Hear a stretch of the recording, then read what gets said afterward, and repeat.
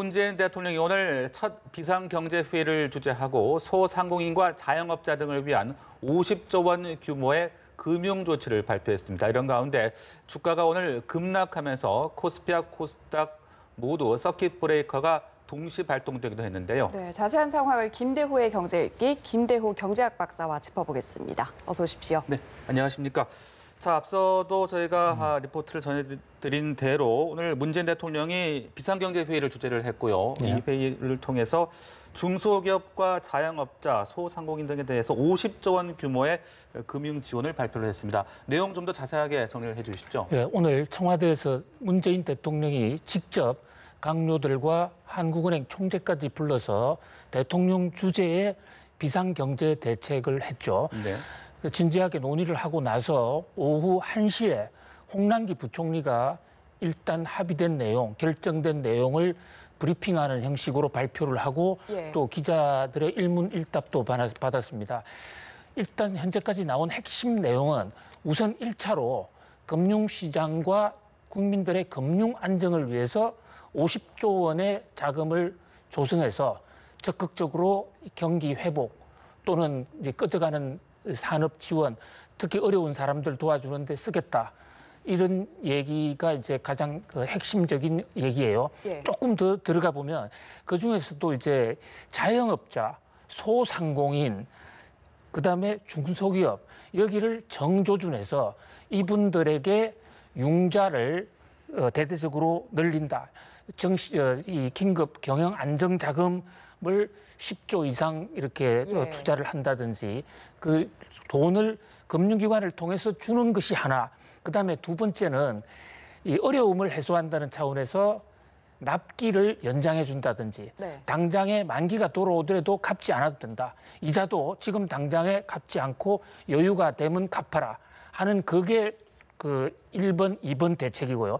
세 번째 대책은 지금 꺼져가는 채권 시장과 주식 시장 대책으로는 지원 정책, 대대적인 부양책을 하기로는 했습니다만은 그 구체적인 금액 또 구체적인 방법 이런 데 대목에 대해서는 정시 안정기금, 채권 안정기금을 만든다는 방법까지만 얘기하고 더 이상의 구체적인 방법은 다음 주에 다시 논의하기로 했습니다. 이 세 가지가 오늘 그 대통령 비상경제회의의 핵심이 아닌가 그렇게 봅니다. 그리고 이런 조치와 함께 문 대통령이 코로나19로 일자리나 수입을 잃은 취약계층에 대한 지원 대책도 필요하다 이런 메시지를 내놓기도 했는데 앞서 얘기해 주신 부분과 맞물려서 앞으로 회의를 통해서 어떤 형식으로 좀 발전시켜 나갈 거라고 좀 예상을 해볼 수가 있을까요? 네, 그 어떤 코로나 같은 경우에도 우리가 전염병이 이래 창궐을 하고 불어오면 건강한 젊은 청년들은 금세 이겨낼 수도 있지만은 이 나이 연세가 많으신 분의 경우에는 이 감염도 잘 되고 또 사망률, 치사율도 높지 않습니까? 경제도 마찬가지다. 오늘 이 얘기를 홍남기 부총리가 여러 번 했는데요. 현재 이 경제적 어려움이 생겼을 때 평소부터 취약계층들 한 푼 벌어서 하루 먹어서 하루 살아가는 분들이라든지 또는 이자를 갚지 못하면 바로 도산하는 이런 분들은 먼저 선도산할 수 있기 때문에 그런 분들에 대한 지원을 이번 1차 비상경제대책회의에서 주로 중점적으로 다룬 것으로 보여요. 그러니까 중소기업, 소상공인, 자영업자 여기에 대해서 핀셋 대책, 정조준해서 이분들의 현재 그 경제난, 코로나로 인한 어떤 경제적 어떤 패닉 현상을 덜어주겠다. 특히 이뿐만 아니라 문재인 대통령은 특히 강조한 것은 이제 그 일자리를 잃은 사람들, 일용직으로 있다가 당장에 오늘 그 일을 못 나가서 하루하루 생계가 안 되는 이런 대목들에 대해서도 그 코로나로 인한 이 사회적 그 충격을 받는 사회에서 도태되는 그런 사람이 없도록 한다는데 방점을 뒀습니다. 아무튼 이 50조 원이라는 돈은 이것으로 끝나는 게 아니고 50조 1차로 하고 또 필요에 따라서는 또 더 하겠다. 그다음에 추경도 더 한다는 원칙에 대해서는 합의를 했어요. 2차, 3차. 근데 구체적으로 얼마를 언제 어떻게 할 것인가에 대해서는 앞으로도 계속 비상경제대책회의를 주도로 그 구체적인 방안을 마련해 갈 것으로 보입니다. 네, 자 이런 가운데 오늘 코스피와 코스닥 모두 폭락 마감을 했습니다. 네. 그리고 또 환율은 지금 폭등세를 보이고 있는 상황. 이제 이 금융시장의 어떤 좀 불안감이 커지는 것 같은 그런 우려를 하는 분들이 많이 계시는 것 같은데 진단을 좀 해주시죠. 예, 아시아 시장에서는 한국의 하락폭, 한국의 폭락세가 가장 심했습니다. 일본의 경우에 하락률이 1% 정도밖에 되지 않았는데 우리는 8.39%나 코스피가 떨어지지 않습니까? 네. 8.39 떨어졌다는 것은 엄청난 하락률입니다. 오늘 이 코스피와 코스닥 양쪽에 서킷 브레이커, 그러니까 전류 회로판에 전기가 나가버린 거죠. 끊어졌다 이렇게 볼 수 있어요.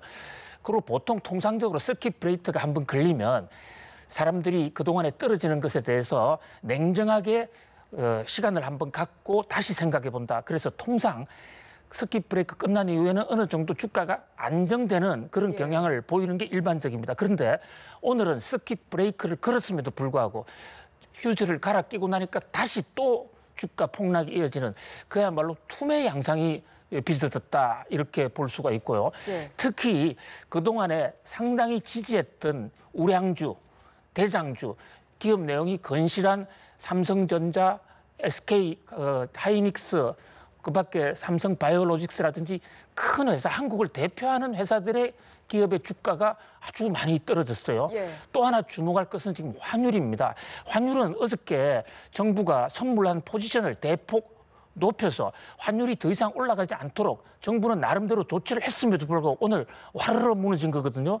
그런 면에서 우리 이 시장 폭락세에 대한 이 여러 가지 어떤 예. 이 사회적인 어떤 각성과 좀 대책이 이제 시급한 그런 상황으로 몰려가는 것이 아닌가 그런 생각을 해봅니다. 네, 그렇다면 이렇게 증시가 폭락을 한 배경을 좀 어떻게 이해를 해야 되고 또 예. 이게 코스피 지수가 1,500 아래로 떨어졌단 말입니다. 그렇습니다. 네, 예. 좀 짚어주시죠. 1,500 아래라는 것은 2009년도 상황으로 돌아갔어요. 네. 이명박 대통령 그 초기 단계로 돌아갔는데 사실 굉장히 크게 후퇴한 것이죠. 주가가 이런 식으로 크게 빠지게 되면 투자한 사람들은 뭐 피해를 보는 것은 물론이고 그게 문제가 아니라 기업의 그보다 더 큰 문제는 기업의 자금줄이 막히게 됩니다. 예. 그렇게 되면 정시 폭락이 결국은 기업의 생산성 하락과 매출 급락으로 이어지고 그게 다시 국민 경제에 악순환을 가져오는 거거든요.